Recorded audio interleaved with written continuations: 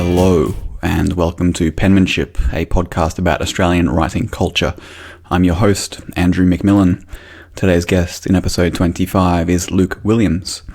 I first became aware of his writing when the Saturday paper published his feature story, Life as a Crystal-Meth Addict, in August 2014.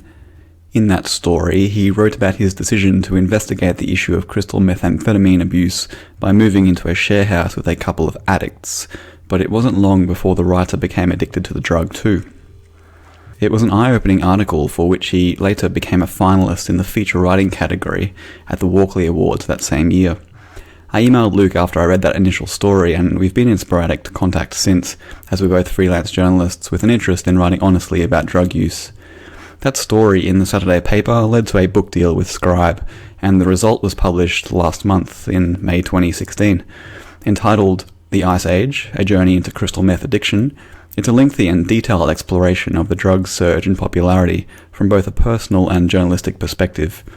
When I reviewed the book for the Weekend Australian, I wrote that it offers something that has never before been attempted by an Australian author, and I described it as a remarkable, original and compelling journey. When he visited Brisbane in early May for an event at Avid Reader bookstore, I launched The Ice Age for Luke before a highly engaged audience who appreciated the rare chance to speak openly about the realities of crystal meth use and abuse. In the afternoon before that book launch, I met with Luke at his hotel room in inner Brisbane. Our conversation touches on how he went about pursuing a book deal immediately after the publication of that story for the Saturday paper, how he pitched to his drug-addicted housemates the fact that he planned to write a book about their lives, how he approached the tricky task of writing about his drug-induced psychosis, how he became a reporter for Triple J's current affairs program, Hack, and why he now prefers to work as a freelance writer while living in Southeast Asia rather than in Australia. Introducing Luke Williams, author and freelance journalist.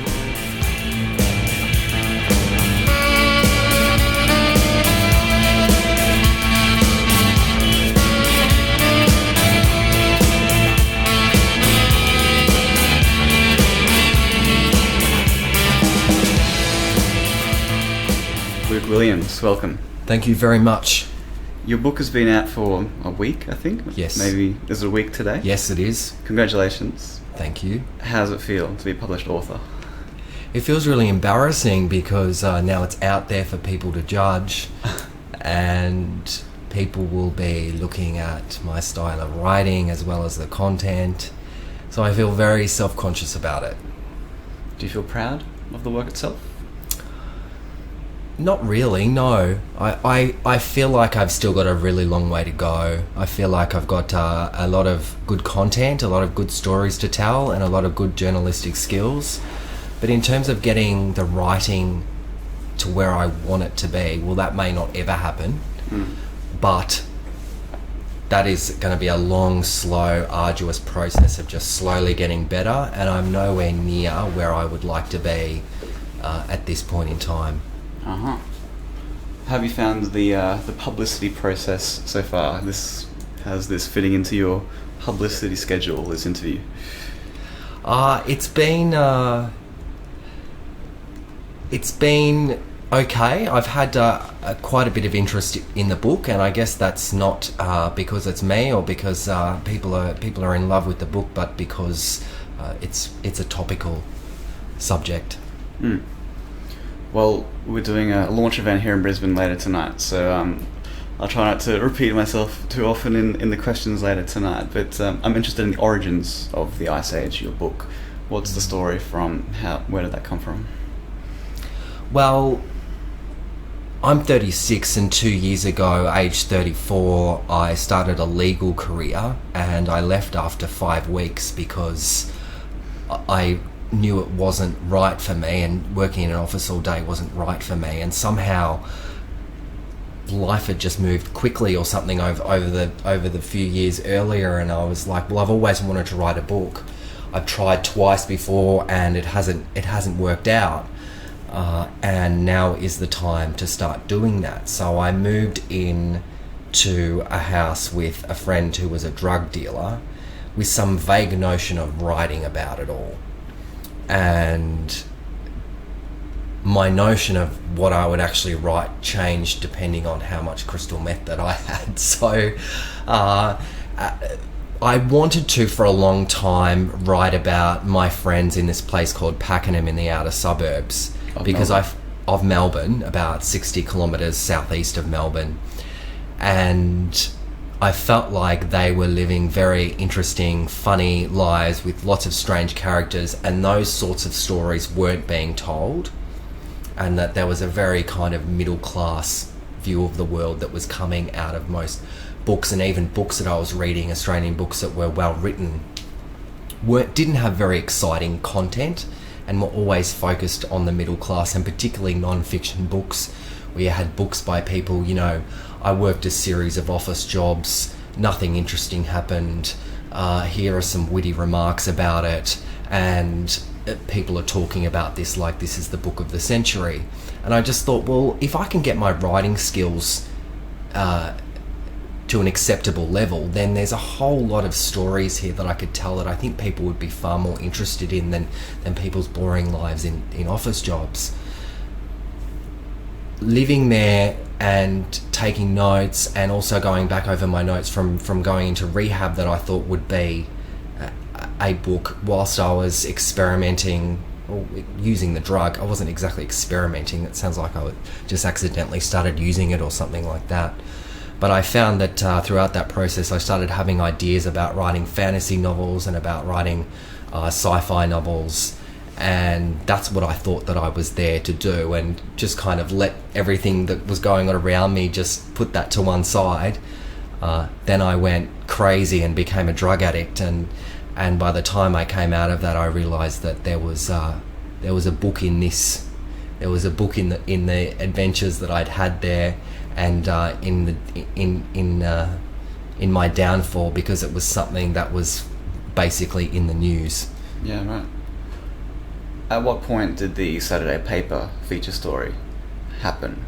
So that was after you'd lived in the house and you'd pitched it to the editor, I suppose? That's right. I just put something together based on my time, and I was still not 100% right, and therefore I was talking about stuff that had happened very openly that I otherwise would have been a bit embarrassed to do so.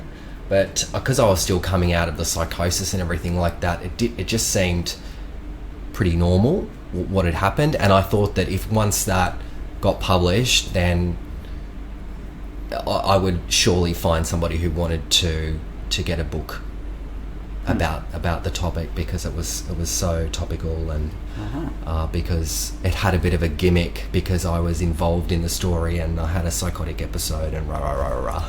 These were worthwhile literary devices, you felt, that would be attractive to an audience. I think so. I couldn't think of too many books of late, particularly in Australian context, that were non-fiction, that were told from the point of view from somebody who'd had issues with self-harming and depression and anxiety and psychosis and intravenous drug use, and then also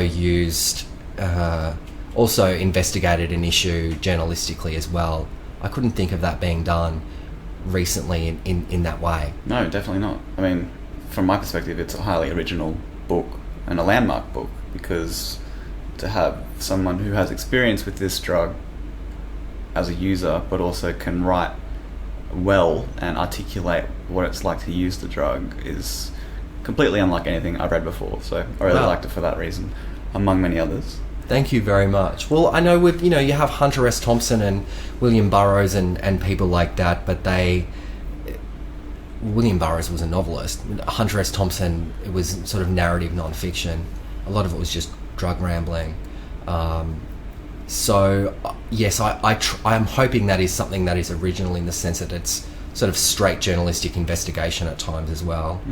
It's not just me being psychotic and thinking that, I don't know, I'm a bus stop or something like that, sticky taping a chair to my head and lying on the side of the road and thinking I was a bus stop, which never happened, by the way. Just as an example. of why you shouldn't use drugs. Mm-hmm. So it's interesting that the book itself was a goal from the beginning, because I wondered whether you just submitted that Saturday paper article and then the book came about. But so it's interesting to learn that it was always your goal to have something like this thing. Because at age 34, I just thought it's now or never. I'm gonna have a lifetime of regrets. This is the rest of my life now ahead of me, and I have to really make this happen somehow. And even if it means disclosing what a nutcase I really am and all the strange stuff I get up to in my spare time, I knew that was a point that would sell. And I knew from knowing a lot of other writers and journalists that most of them were shocked when they got glimpses into what I did in my spare time. And a lot of the time they thought I was lying, because it just seemed too out there that they just thought I must have been exaggerating or something like that. So I knew that was a point to sell. I just wasn't sure earlier on whether I wanted to reveal all that, because in 2008 I wrote a book about going to rehab, which I toyed with, but I never sent it to a publisher. I sent it to some agents. I wasn't sure whether I wanted to disclose all that and thereby risk ever having like a real job ever again. And because I decided I wanted to be a lawyer, I thought, no, it's probably wise I never pursued that, because I didn't want that out there in the public domain or whatever. All right, we'll come to the 2008 book, but tell me a bit more about the pitch process for that feature story in the Saturday paper, which was called Life as a Crystal-Meth Addict, and ran on the front page, I think, in 2014. It did, and it had a picture on the front of Mr. Liberal politician Eric Abetz. So on the front page of the Saturday paper too, they had a picture of Eric Abetz looking all sweaty and horrible and coming out of some meeting. And so if you looked at the front page and didn't see the article about Eric Abetz to do with something else, you'd think that Eric Abetz himself wrote that article, because he was looking a little bit like a crystal meth addict that day. But to be clear, you're not implying that he is a user, just No. Just for any libel proceedings that may come against me in this podcast. I'm certain he's not. Good to hear. I'm certain he's not. But the pitch process was that I just sent in, because Eric's a really good editor, and what I'd done in the past was... This is Eric Jensen. This is not Eric Jensen. This is not Eric Abetz. Editor of the Saturday paper. I'm sure Eric Abetz is a very good editor and doesn't use drugs ever. Eric Jensen is a very good editor in the sense that what I was doing in the first place was often just sending him like bundles of research notes that I had about stuff, and he'd pick out and go, I'll just focus on that and then write an article about that, which is really awesome. So I put together a coherent story about what had happened, and was hoping that he would be able to find something in it and say, I'll just concentrate on this or concentrate more on that.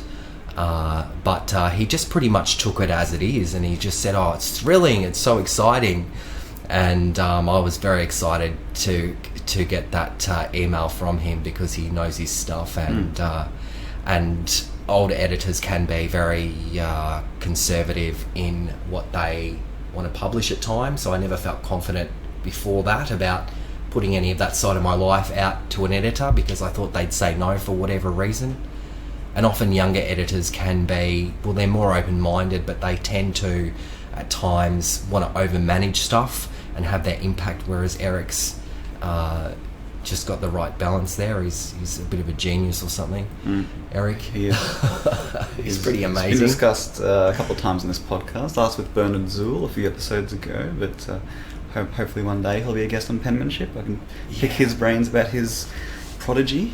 Yeah, he's young. He's younger than me. He's 25 or 6 or something like that. He's quite a remarkable man. Yeah, it's hard to understand. It'd be hard to pick his brains, because I think he's just sort of got it in a way, doesn't he? He's just, yeah. So it ran at I don't know, about 2,500 words or 3,000. I think it was 3,200 words. Yeah. It ran. And what happened next? So it was linking from the front page, big feature story. What happened next? As soon as that happened, I contacted an agent as soon as that got published, and I was waiting for it to get published because I thought that it would result in a book. And I contacted the Drummond agency. They said they would I contacted one agent first, an agent who'd been interested in my first book, but she said that she didn't think that crystal meth was that much of an issue that people would be interested in it, which seemed funny because she was interested in a rehab, this horrible, self-indulgent, just horrible thing that I wrote in 2008, which was not in the news at all. Although going to rehab and everything was kind of a bit hip back then because of Amy Winehouse and all that stuff. But no, and then she asked Black Ink, who said no, they weren't interested. And then she said Scribe were definitely interested. I was very disappointed that Black Ink weren't interested in it because it came from their publication. Yeah, that's surprising. And I'm still really disappointed with Black Ink for not going ahead with that because I felt, but maybe it doesn't fit their brief because they it's sort of like almost like a cultural elite type organisation where they have a very particular audience and a particular viewpoint. It's a bit highbrow or something, and maybe it didn't really fit with that. I'm not sure. It did hurt my feelings. So you got your agent negotiated a contract with Scribe? Yes. How was that process for you as a first-time author? I was happy to take whatever I could get. I was living at my parents' house in Bundaberg, age 34. And so I was just so happy to be able to spend that time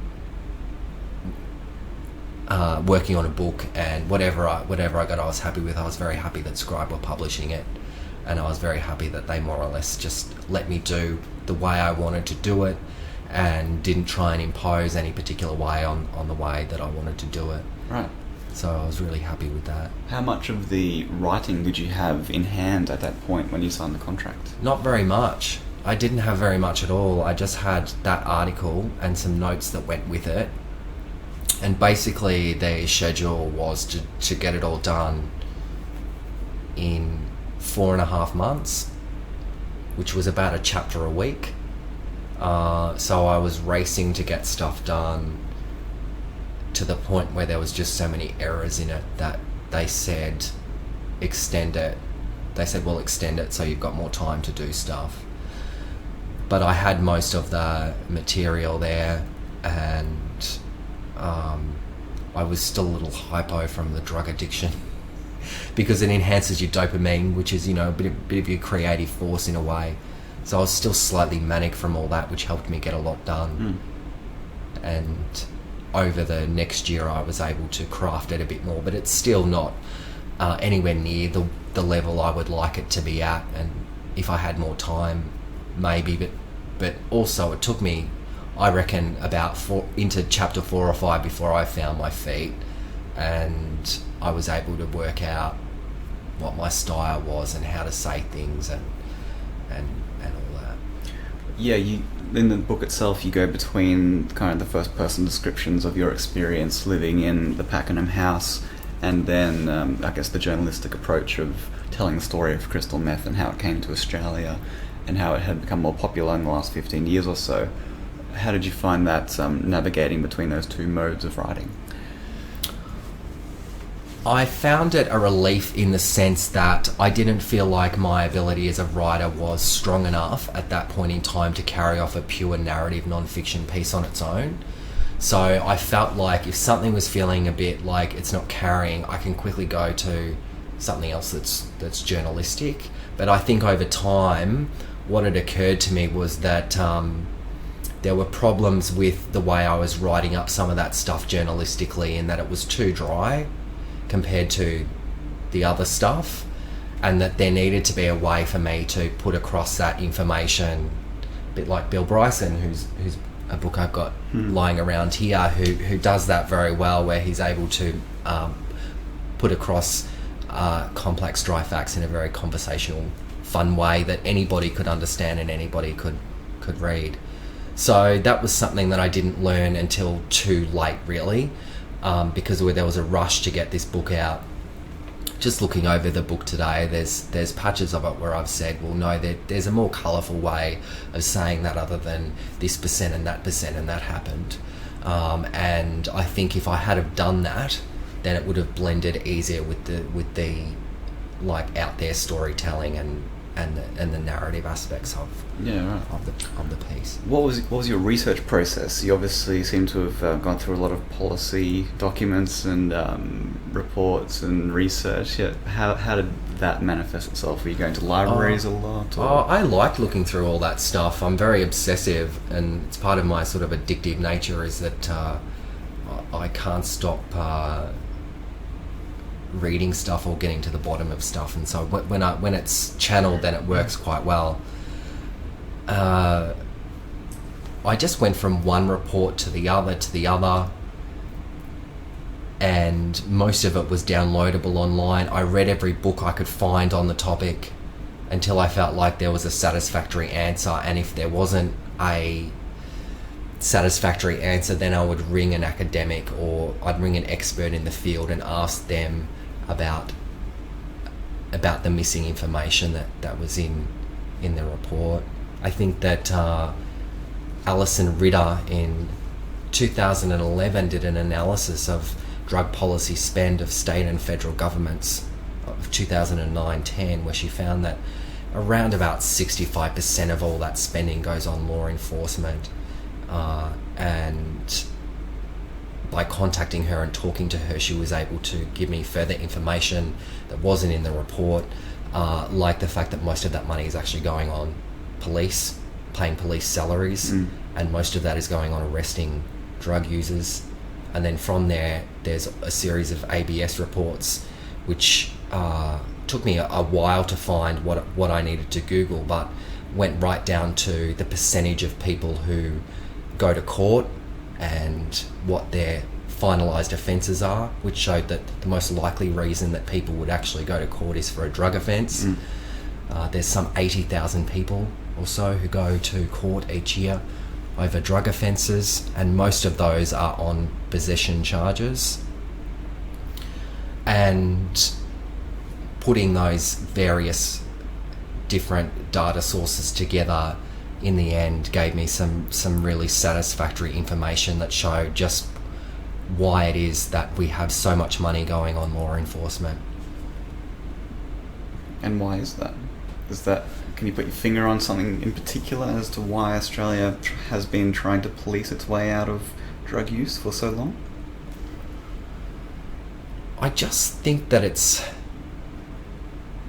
because we have so much money now going into the police force. We're getting more and more police officers every year, and that's not being reflected in money that's going to treatment services. And that's happening through state and territory governments who have more and more deferred the funding to the federal government when it comes to drug treatment. And there's more or less a zero tolerance at a state and territory level. So if somebody is caught with drugs on them by a police officer, they're going to be charged and they're going to be taken to court, and that all costs money when it's happening when there's 80,000 people around, and the majority of those are for marijuana as well. So the majority of our drug policy spend is actually being spent on taking people to court because they're smoking marijuana. And when you consider how many people smoke marijuana, to have a policy that you arrest someone and charge them and take them to court because they've got marijuana on them is going to be an expense.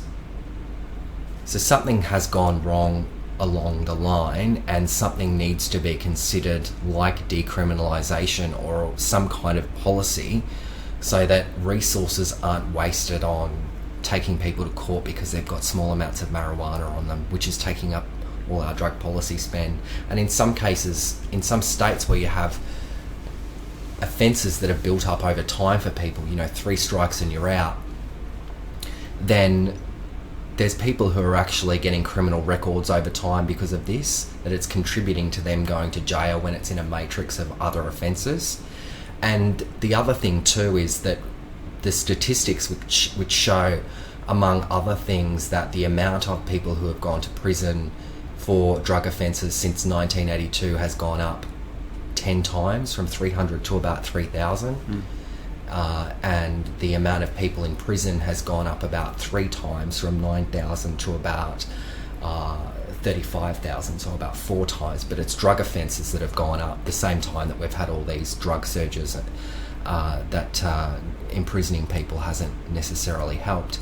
Those statistics only show what the number one offence that the person's gone to jail for, like the highest offence that they've gone to jail for. So if somebody's gone to jail for assault, but there's also drug charges in there as well, that's not going to show up in the ABS data. Right. Which means that there's a whole lot of people who are also in jail and also going to the courts where there's drug offences that are mixed up in that, or possibly have caused the offence in a roundabout way.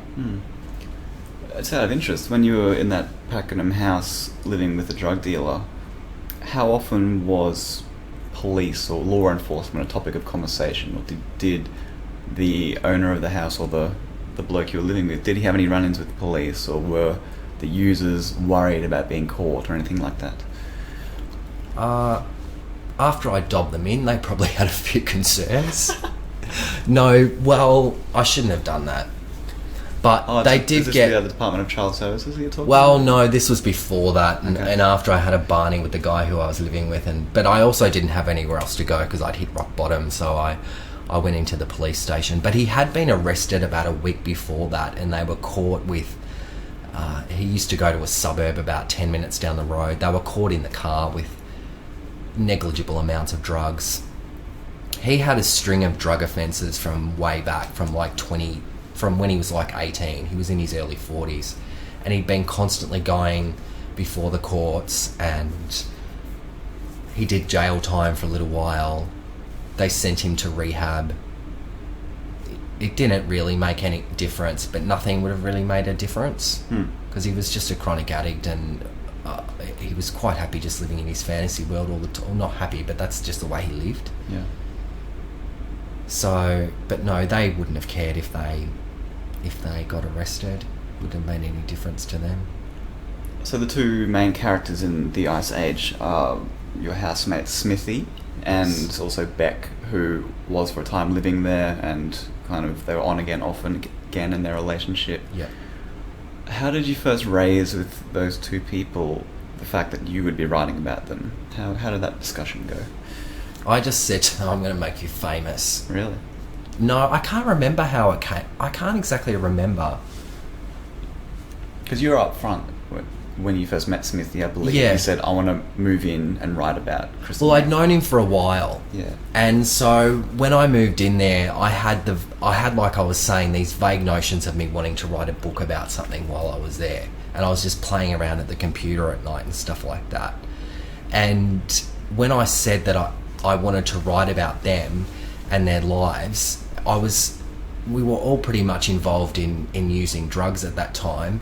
And so because it was early on, and because I was probably off my face, I was like, I'm going to tell a story about, drug users and how they're totally misunderstood, and how we have a better life than other people, and how that everybody thinks we're scumbags, but we actually have a lot more fun than the average Joe. And so that was the idealistic view that was the view I had at the time. Yeah. Yes. Because I felt like prior to them becoming crystal meth addicts, that was a little bit true, in the sense that, we did have a lot of fun when I was there. They did enjoy themselves a lot. They got up to a lot of mischief. They sold drugs. They didn't really have to work a lot. And people thought that the rest of society, let's say, liberal left society, would probably feel sorry for them in a way and think, oh, they're in the outer suburbs, they don't have like an art house cinema to go to, and they don't have other, government services and all this stuff, and their house looks like shit and all the rest of it. And so I wanted to write something that was different to that and go, well, actually, they have a lot of fun, and they're not constrained by social expectations. They have their own thoughts. They don't have to have a set of opinions like us on in the left liberal, whatever you want to call us. And they take this great drug called crystal meth, is what I thought it was at the start, that is like a window to another dimension. And you take a little bit of it, it doesn't cost very much, you stay awake for 2 days. You get lots done. You get lots done, and you have all these great ideas, and you have confidence to go ahead with them, and you feel so nice and creative, and at first kind of connected to people, not really, but you've got a lot of energy, so you're very nice to everybody. And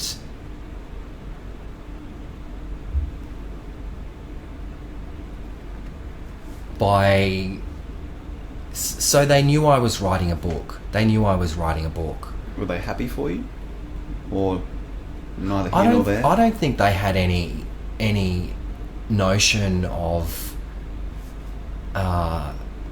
I don't think they were thinking about that. I think they were so involved in being in their addictions that they wouldn't have time to sit back and think about what I was doing, because they'd be thinking something like, Luke's been stealing my cigarettes, or Luke's planning to do something to the house, or I don't think they were sort of on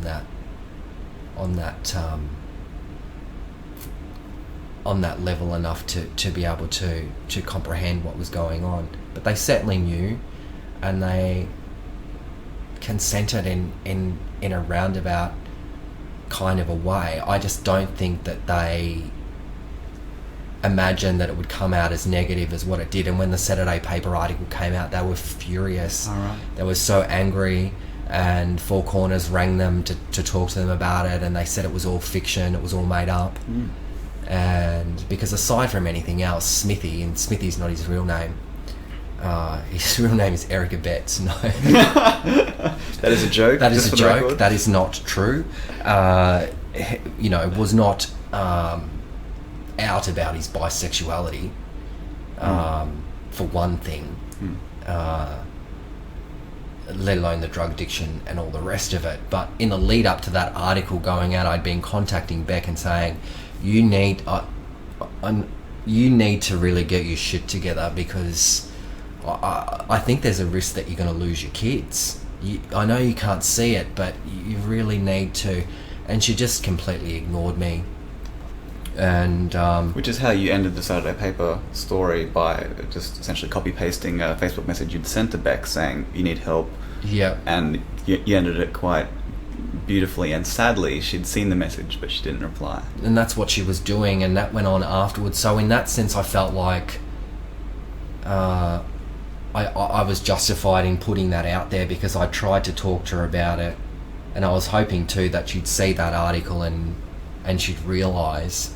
But I heard from somebody else who spent time in the house that they just spent days after that article sitting up all night planning these like far-fetched, impractical revenge plans on me. Like, just it turned into just another weird drug obsession. Right. So it didn't, and it ended, it ended badly for them. It really did. So there's been no contact with them directly since that article came out nearly 2 years ago? No, they haven't. Neither of them have spoken to me since that article came out, because they were so angry about that. They were more angry with me about that than me actually bringing child protection on them. They said that they felt that their privacy had been violated, and I don't think that's an altogether invalid argument, and I think that's a issue that we grapple with when we're reporting on stuff without. I mean, they were on drugs at the time, so their notion of consent is dicey. Right. I do understand that. So I think that they do have a right to say, but you violated my privacy, and to some extent I did do that, but I felt that their story had enough of social relevance and was of enough public interest, that overrid their privacy concerns. And also I use fake names and changed a whole lot of details about them from the way they look and everything like that. So the only people who would have known it was them would be that small inner circle of friends that they had, who they told, really. Yeah. Would be the only people who know. I mean, their parents could have read that article and not known it was them. So, yeah. Yeah, it does raise some interesting journalistic ethical issues, and I think it would have been a different story if you had just been a guest in the house observing but not participating in the drug use. Yeah. But the fact that you are brutally honest about yourself and your own actions throughout the book makes it a bit different. So yeah, if you were just there like kind of fly on the wall documenting the antics of these two drug users, that would be entirely different to how it is on the page now. Yes, and I think it would have been a more judgmental approach as well. Did you have that set out in your mind from the beginning, that you didn't want to be judgmental? Well, I didn't imagine that it would have turned so badly the way it did. I mean, he was just in such a bad state, and he looked like a zombie, his face was decaying, and just... I didn't imagine that it would get that bad. I just thought that it was going to be a story about people living... some sort of story about people living in the outer suburbs, rebelling against sort of mainstream middle-class society, having a lot of fun. It wasn't until I was in the midst of it even in the midst of it, I didn't realise how bad it was. It wasn't until afterwards where I was telling people about stuff that happened, and they're like, doesn't that strike you as weird? Like, and I'd be like, yeah, I suppose so. So no, I didn't go out there to not be non-judgmental, but when you're someone like me, you can't really be judgmental. You know? Were you really surprised that things turn out as they did? Like, did you get the sense that what was happening to you, maybe in moments of clarity in between the psychosis, I don't know, but did you have the feeling, this is going to make good material for the book? Did you have that thought at any point? No, I didn't have that. And I've been trying to sort of sidestep this issue because about 6 weeks in, I'd met these people in Sydney, and they're all musicians.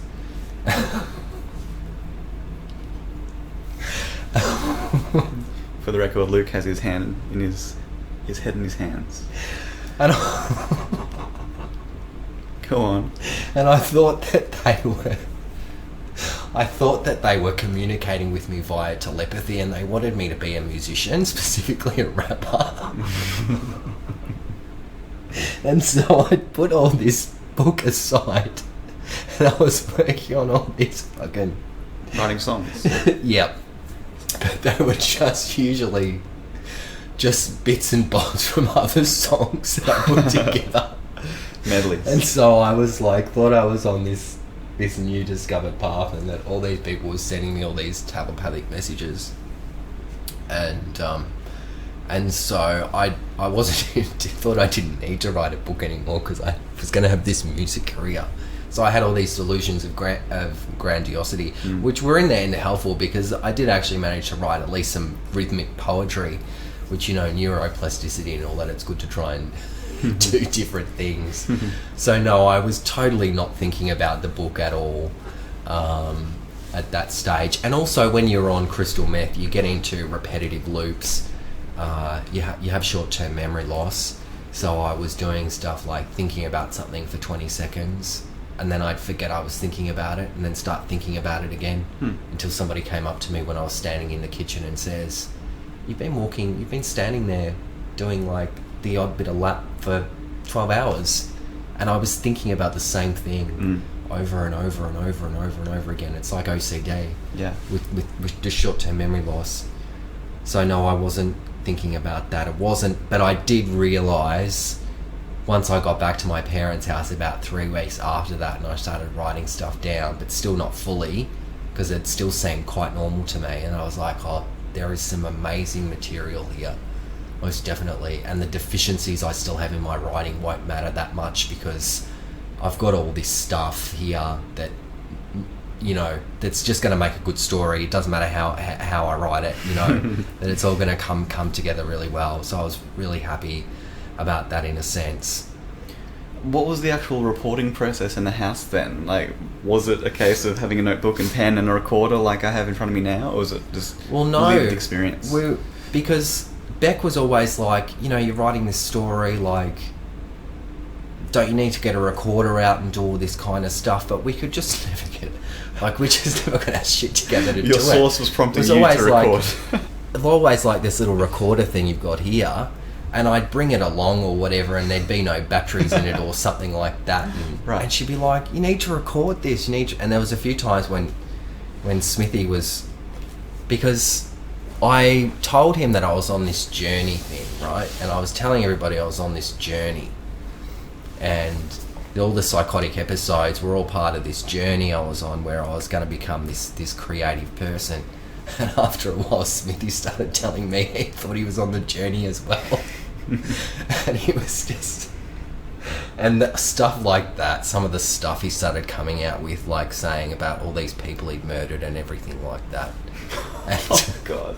Which wasn't true, but he was kind of getting into that, you make up stories for fun thing, which was all part of it. Yeah.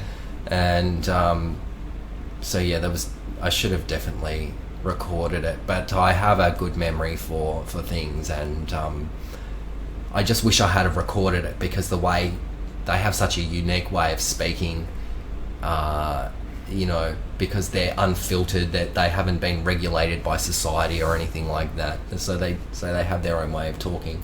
I wish I had have recorded it. So if there were no recordings or kind of time-stamped notes in your notebook, you say you've got a good memory, but are you an unreliable narrator? Yeah, I think so. I must be, because at times I've gone into very specific detail, word by word, about the way people speak, which is how I've imagined it. But it must be not exactly right at times, especially looking back into early periods in my life. But that is how I remember it. Yeah, you've got an author's note at the front, I just remembered, where you say, I have done my best to recreate events, locales, and conversations from my memories of them and from my notes. I have in many instances changed the names of individuals and may also have changed some identifying characteristics and details. Which is important. Yeah. You are kind of, now that I think about it, you are kind of pointing out I may be an unreliable narrator on the very first page here, by the fact that you're affected by drugs as well. Yeah. So kudos to you for pointing that out, or maybe that was a publisher being like, we should probably... No, he did. He told me to put that in. But I guess people would realise that a little bit when they're reading through it, that this is how I kind of remember it. You capture psychosis extremely well. I have not read a better account of psychosis anywhere. Thank you. What was that like? Was that a painful thing to recreate in your mind, or how did you react to that emotionally? Did it feel like I noticed because I did an interview on Joy FM shortly after that, and they had a guy on there who was a psychotherapist who had drug-induced psychosis, and he said he didn't want to talk about it because it was too upsetting, and I was like, I'll talk about it, like, I don't think it's that upsetting, like, is it? It's not really. Why is it so upsetting to talk about it? Because it's embarrassing, I suppose so. And it's not really traumatic because it hasn't really happened. So if it was something that had really happened that was that bad, then it would be distressing to talk about. But it really is just like telling a make-believe story in a sense, because you're just talking about something that's come out of your imagination that you've misconstrued and that you've taken literally. And I think they're fascinating. It's like talking about dreams, although talking about dreams cannot be all that fascinating at times, but some of the wacky things that you come up with, and it shows how everything just depends on your interpretation of the world. And I, for the most part, enjoyed talking about it because I was able to try and remember and try and fill in gaps, because you have a lot of blackouts when you have psychotic episodes. So I was able to finally piece things together and see what my reasoning was. So it was quite funny at times. Oh yeah, for sure. So no, I didn't mind talking about it, but at times I was deliberately inducing psychosis to see how far it would take me. Really? It would be different if, yes, because I believed I was on the journey. So I was like, I wonder how far I can go before I can actually hear the telepathic voices again. So, but then afterwards I was like, no, I went too far that time. I was actually psychotic. But at other times I thought it was giving me like extra mental powers or something like that, and to some extent it kind of does when you're just on the borderline between being psychotic and just being highly imaginative and highly manic functional kind of state. But all of this is not something I have to deal with unless I'm on drugs, so it's easy for me. I'm reasonably clear-minded when I'm not on drugs, whereas if it's somebody who's got manic depression and they get into those states, or somebody who's got schizophrenia, then they're not able to step away with clarity, and they're not, it's part of their identity, where it's not for me, because it's all drug induced. Did it feel like you were writing about a different person then when you were reconstructing those scenes around your psychotic episodes? Yeah, it's hard to relate to that person. But I was really just trying to throw everything in the book and just make it as interesting and as entertaining and as strange for people as possible, and hopefully that it was a way of articulating psychosis for people who work in that field or have experienced psychosis, who don't have the luxury like me of being able to step in and out of it, because what I was experiencing was like what a paranoid schizophrenic, when they're having their psychotic moments, was experiencing. So I was able to step into that world and see what that was like, and hopefully people can understand that now more. When I was ringing up my parents, abusing them on the phone, it was, because I was convinced that they were poisoning me, but I didn't say it directly. I was kind of talking in codes, you know what you've done, all this kind of stuff, and they were just horrified. So hopefully people can understand that a little bit more.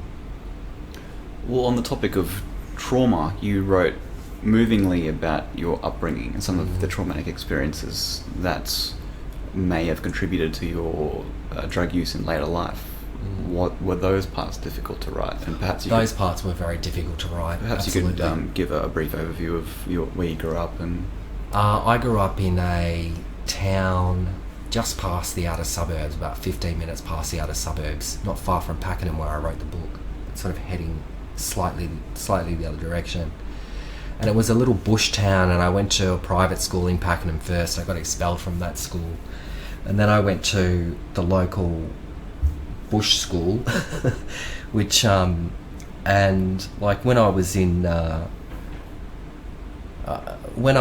grade 6, I had all these sexual experiments with other guys, which honestly nobody cared about. Nearly everybody joined in. And when I got to year 9, it was like a big taboo, and so people didn't want to have anything to do with me, and the guys who I'd been friends with in primary school, none of them wanted to be my friend anymore. And then I had all these people who I didn't know who started picking on me, like groups of like 20-30 guys who were picking on me every day and calling me names and pushing me over and pushing me into poles, and I had no one to stick up for me because all my friends had abandoned me. And so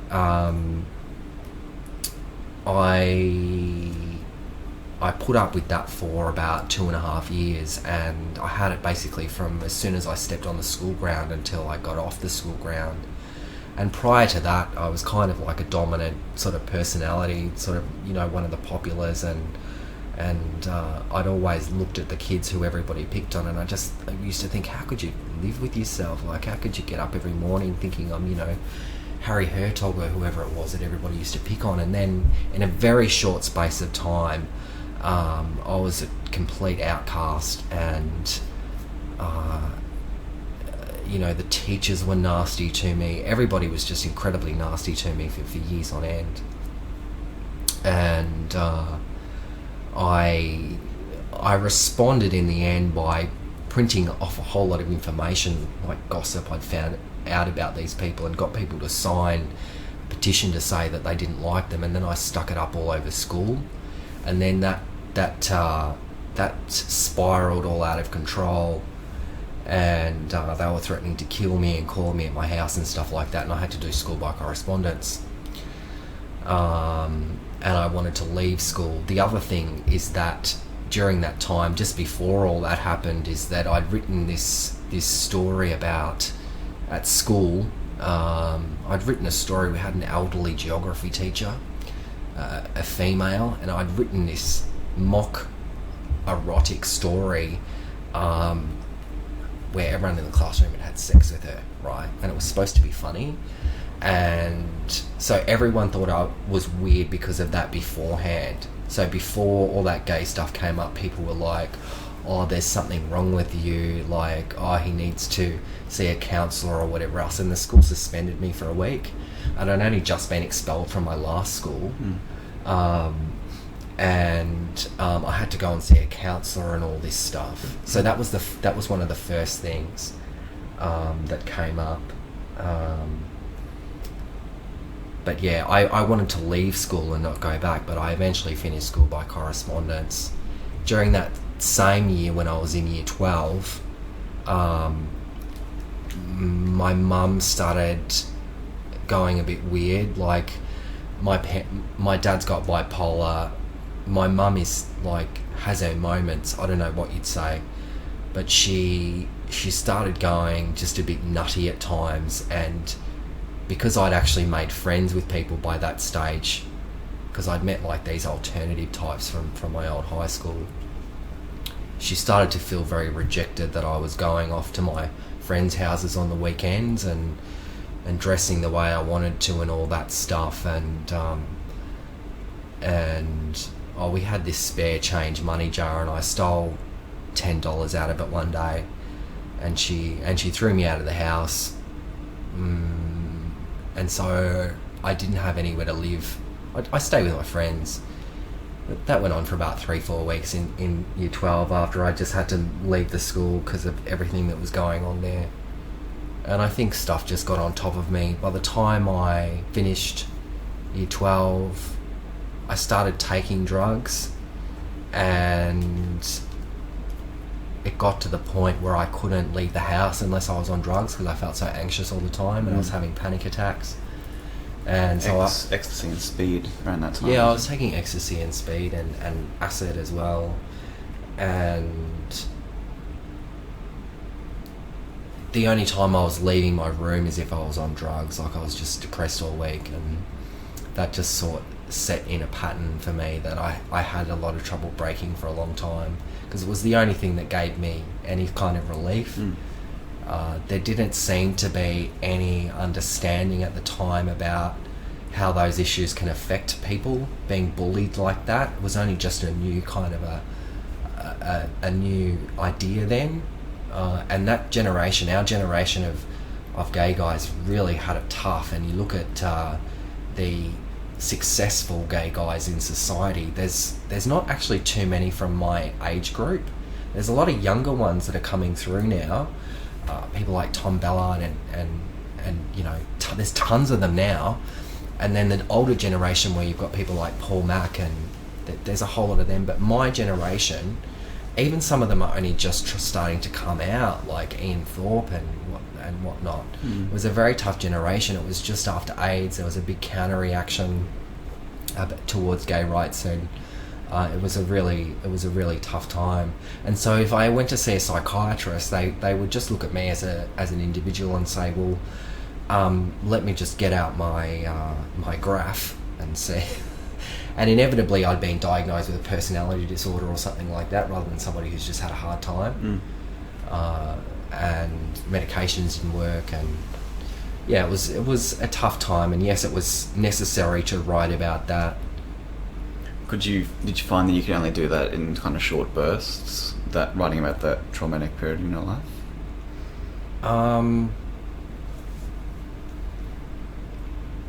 No, I just tried to get it all done, and then I was also concerned about making sure it was interesting, that it wasn't just rage, that there was something else there. I think when you first start writing about stuff in general, you write about all the bitchy things, like the nasty things, and then once you get that out of your system, then you can start writing about other things. You know, it was what it was. It was blatantly unfair, but you know, we're all nasty little shits when we're that age, really. It's just the shame the teachers weren't up to doing the job at that time. Yeah. But you know, so be it. I mean, people have had a lot worse than that in their teenage years, haven't they? Look at your honesty in the book is really commendable. So those are some of my favourite sections, to be honest. Well, that's good. That's good.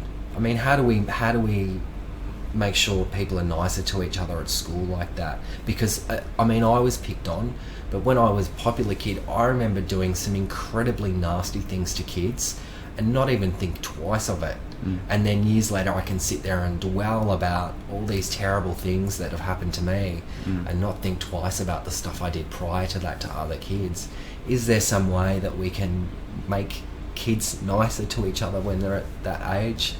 It's a tough one, isn't it? Empathy training, I think is what it comes down to. Yeah. Because children, adolescents are so caught up in their own self-perception of the world and not wanting to be an outcast, that anything to fit in, right? And everyone else is an other. Everyone outside their own group is an other.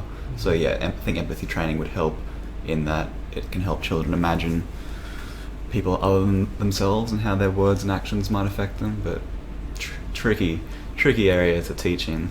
It is, especially when you're talking about kids who don't listen in class, and doesn't matter what they're being taught, they think the teacher's stupid. So if they go along to a class like this, it's a really tough one, isn't it?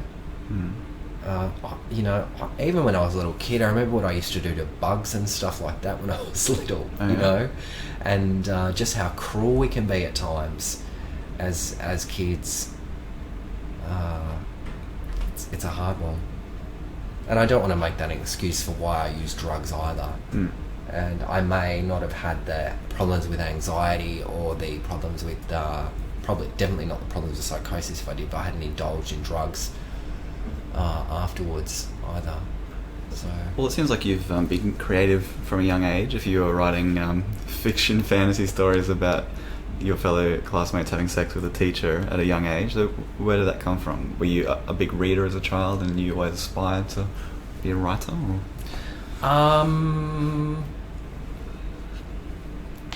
I just liked to be in a fantasy world when I was a kid, and I used to invent worlds that I was in all the time, out by myself, playing war games and whatnot constantly, all the time, and I like to live in them.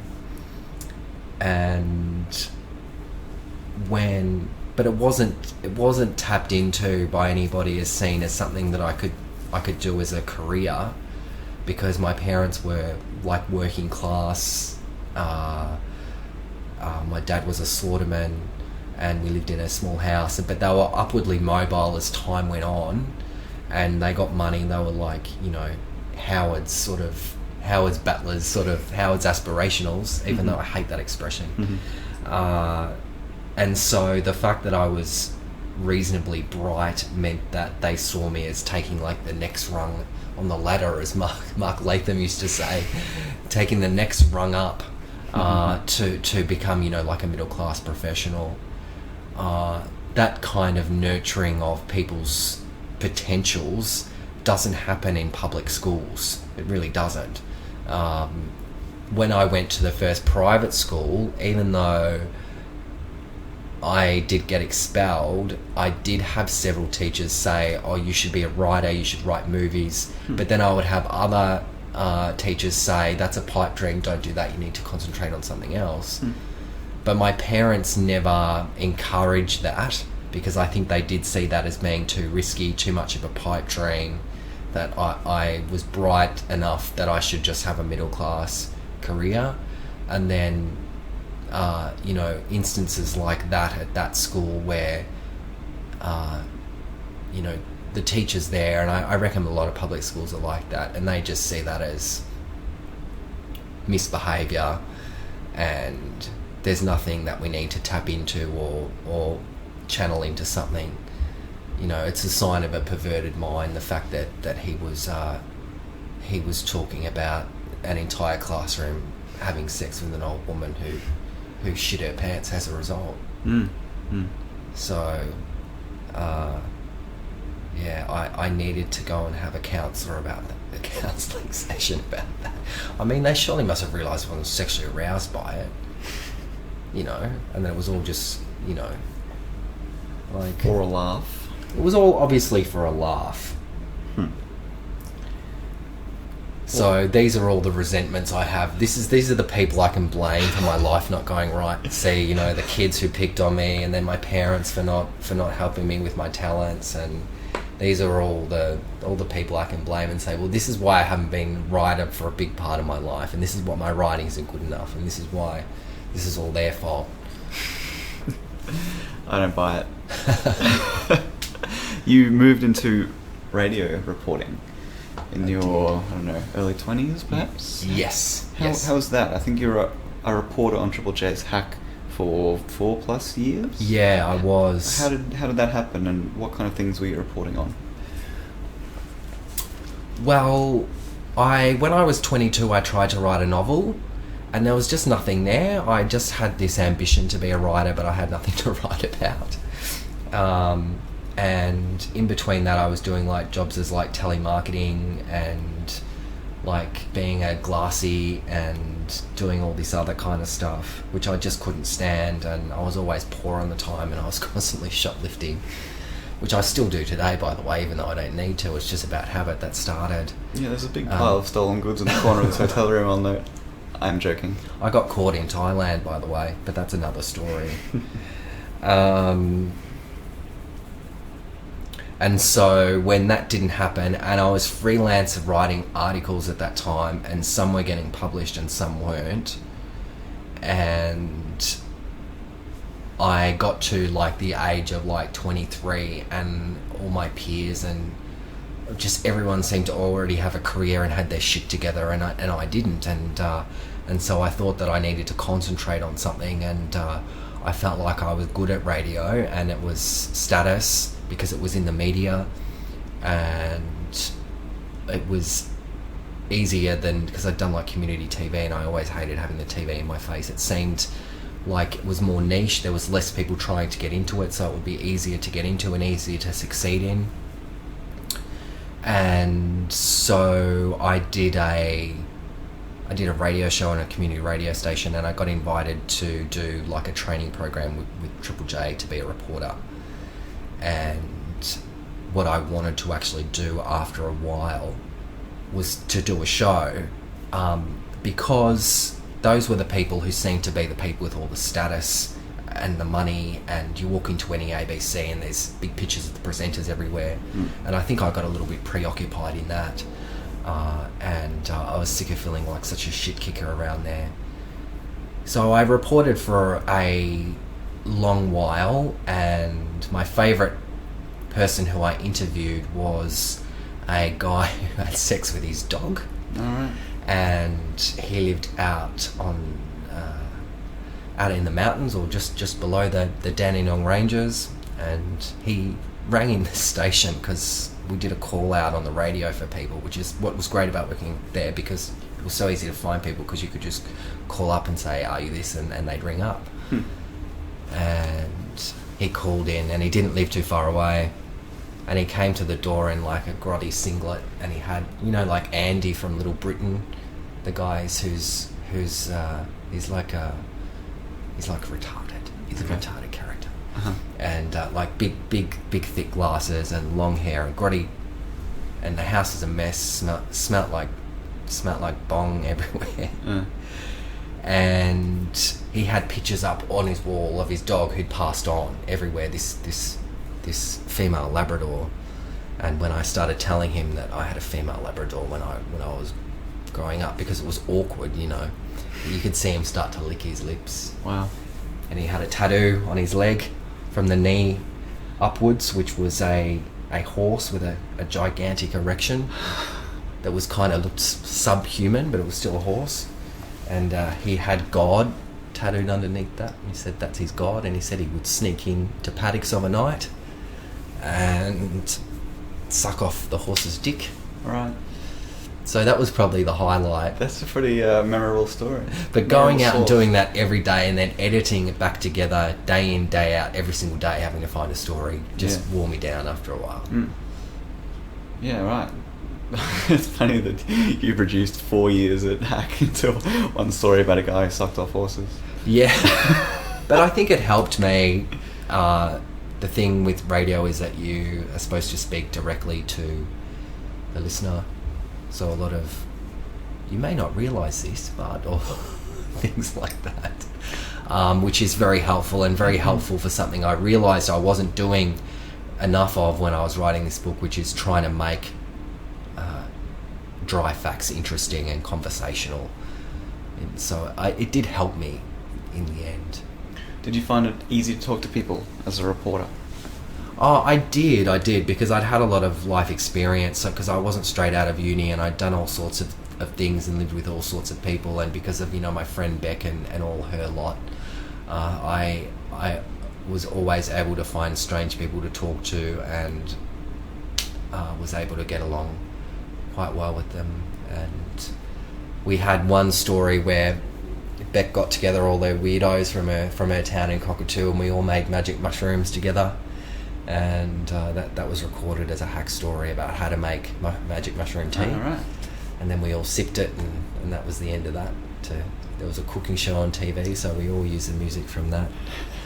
So yeah, I did enjoy talking to people, and I did enjoy hearing people's stories, definitely. Were you attracted to telling marginal stories or interesting characters on the fringes of society? I was, but I always just thought because people would be interested in that, and that was my edge as a reporter, that I could do that and other reporters couldn't, because I'd mixed with that. So in a way, yes, definitely, but only because I thought that people would make good radio, they would make good stories, that they had big personalities, that they were funny, they had weird names like Pooey, and so it wasn't like I was trying to be like, Luke's Little People or something like that, You weren't looking down on them? No, because I felt like that they had a better attitude to life than most people, and they had a lot more fun than most people, and it was a shame that they weren't stand-up comedians, or they didn't have access to a lot of those other things. So yeah, I did, because I thought that it was always the best stories, or the guy who cut off his own leg because he was sick of it, people like that, Mm-hmm. Coming towards the end, Luke, besides the book, you're a freelance journalist and have been for quite some time. How do you find that lifestyle of finding stories and pitching them and trying to make it work? How's that go? Well, I find it fine when I'm living in Asia, because it's so much cheaper. So that money can go a long way. I can rent a place in Indonesia for $100 a month. Which you're currently doing, is that right? Yes, that's what I'm currently doing. I don't know if I'd be able to do it in Australia and live off that money. There'd be a lot of pressure on me to do a lot of stuff all the time. But, to get paid $2,000 or something, that in somewhere like Indonesia or India, that should last me for 3-4 months. And there's loads of stories there, so I'm quite happy doing that there, because I don't have to do it very much. But I don't know how I would go living off that money in Australia. I don't know if it's possible. I don't know if many people actually do that. You see a lot of names being published and what hand. I don't know if they've got other things on the side or what they're doing, but it would be a hard slog to live off that. I mean, Andrew, you must find it difficult at times to be able to make a lot of money off that, and it's hard dealing with editors when you've already started work on something and then they don't want it, and things like that. So yeah, there's probably not too many full-time feature freelance journalists in Australia who are making a decent wage from only writing features for magazines and newspapers and websites. So it's a small group of people, and like you said, probably a lot of them have other sources of income that are more reliable, because as you know, freelancing is putting your hand up and saying, will you hire me to do this job, give me a deadline, pay me this much money, send it through. Like, it's kind of a very precarious way of living, and it's hard to plan ahead when you don't know where your next paycheck's coming from. So I could certainly see why. You need to move to Asia. Yeah. You need to move somewhere really cheap, and then you can focus on it, and focus on not just that but other things. You know, it is definitely the way to go. So if you love it that much and you're willing to, if you don't have anything else, even if you live somewhere shitty or whatever, you know, and that's all you've got, and you just want to focus on it 100%, then I reckon you should just do that. Are you finding that the market is less crowded living as an Australian in Indonesia or any other of those Asian centres? Is it, besides the money difference, is there other benefits that you see to that situation? Well, I get to live in a different country, which is good for your brain and good for your perspective on things. I'm surprised more people don't do it. I didn't do it for years because I thought it would be too risky, and what if things go wrong, but it just seems like such the obvious way to go, to be able to do that. In terms of working as a freelance feature writer and being able to make money off that, I didn't think that would be entirely possible. I was hoping that I'd get enough revenue from books to be able to balance that out. But which hasn't been the case, because as we discussed before we started recording, certainly for first-time non-fiction authors in Australia, writing books is not a way to make easy money. No. Because we're talking small advances and perhaps small chances of success, to put it bluntly, I suppose. Yes, but in somewhere like India, where you can live somewhere for $1.50 a night and the food is like $4 a day, then if you sell one book a day, that might just get you through. That's a good way of thinking. Or if you sell an article, you know, your one big article that you're working on and so you've got 3 months to work on it and make it perfect, and until you give it to someone and say, well, give me X amount of money for this, because look at all the research I've done on it. And then you can live on that for the next 3 months, you know. Makes a lot of sense. And then you've also got time to work on other stuff as well, and pursue other hobbies or other work projects, other books and stuff like that. Do you find writing easy, Luke? Does writing come easily? Yeah, I think so. I think once I got past the point, I'm not someone who's written compulsively from a young age, but I'm someone who's fantasized compulsively from a young age.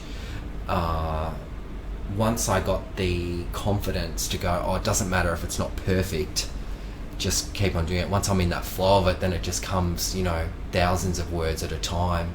I've heard some people complain that, you know, Stephen King or whatever says that, you know, you have to write 1,500 words a day and it's all about productivity and capitalism and all that kind of stuff. But I think that if once you're in that flow of writing, then it just keeps on going and going. You can't stop.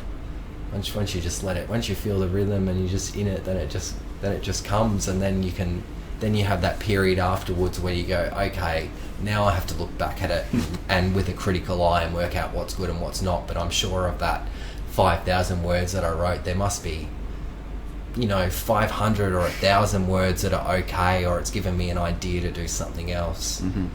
It's that real process after you've had that big flourish of doing all that when you're actually having to look at it and edit it and make sure it all makes sense and it's logical and will people like it. I think that's the real painful part of it. Yeah, I think a lot of writers would agree with that. I do. I'm a believer in writing shit first drafts just to get something down on paper, which you can then whittle down to the core essentials. Sounds like you're the same. Yeah, and when you look back on it, and you can even have this, I think it's okay to be a bit grandiose at times and just go, yes, it's brilliant what I'm doing, it's great. Because that just let it all come, like, yeah, you know, and then it all just comes out. But then you have to look back at it and go, oh, and it's hard at times not to push yourself to the point of, oh no, I'm deluded, like it's all terrible at times.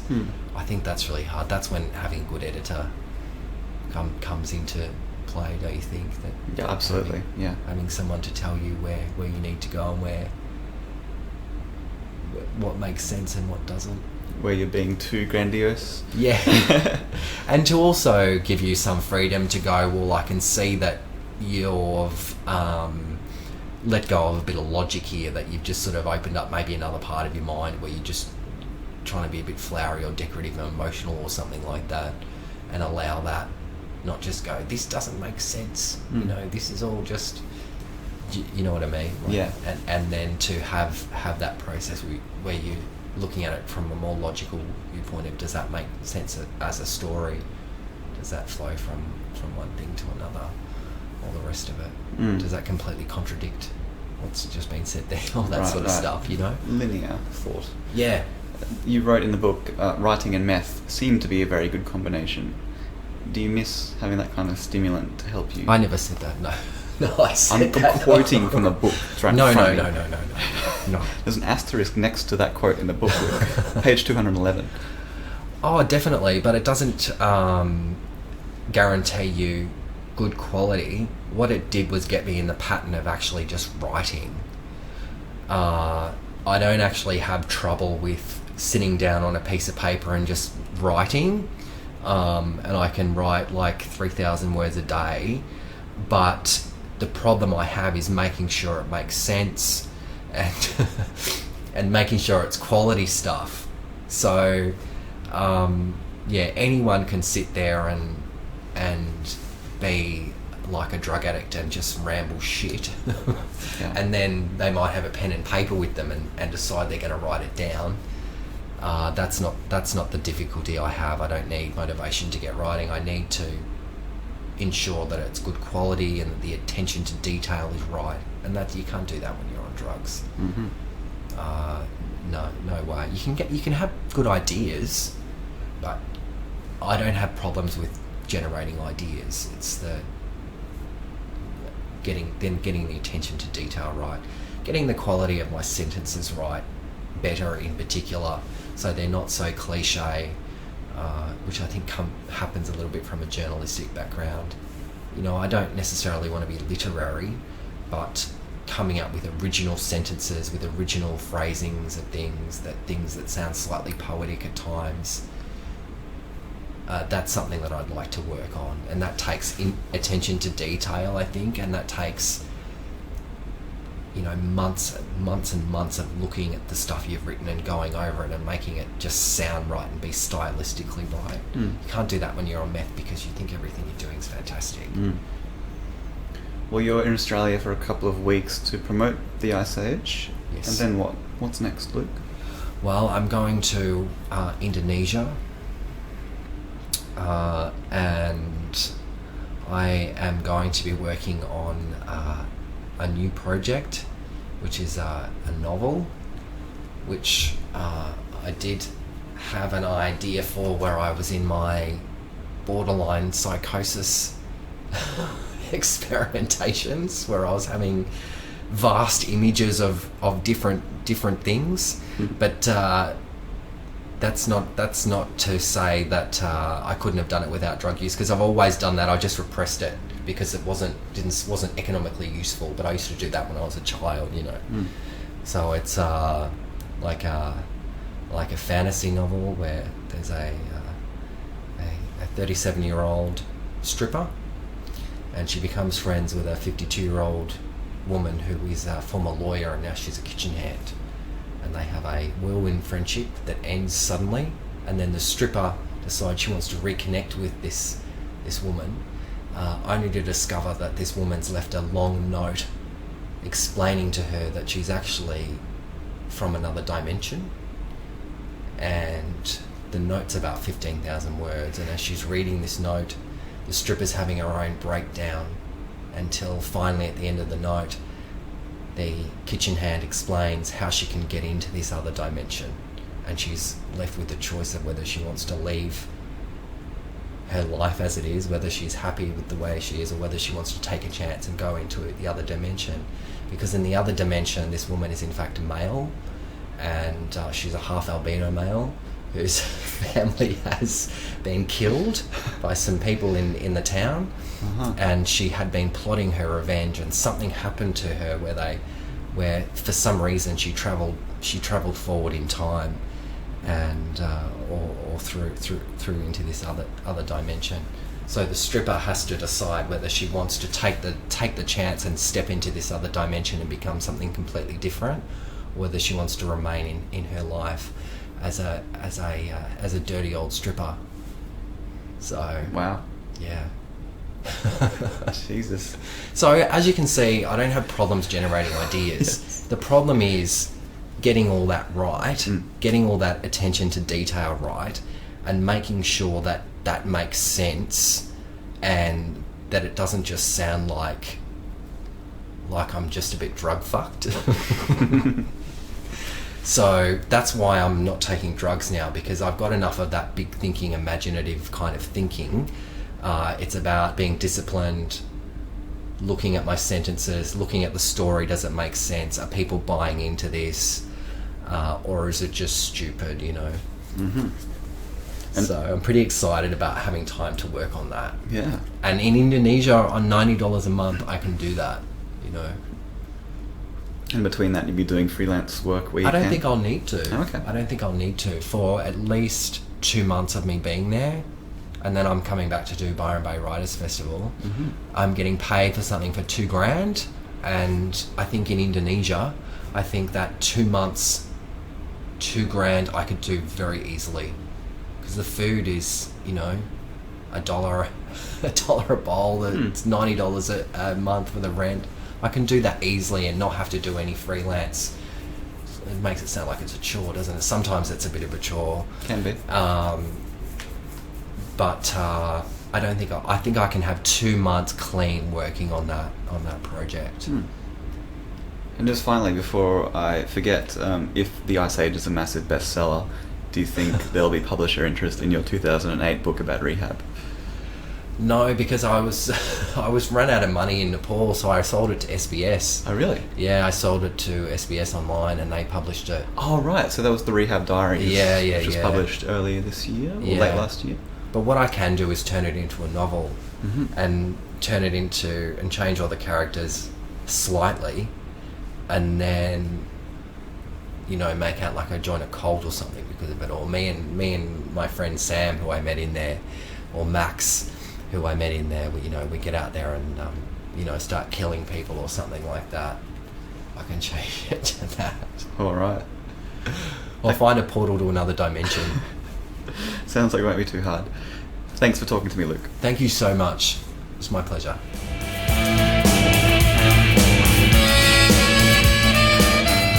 Thanks for listening to Penmanship, and thank you to my guest, Luke Williams.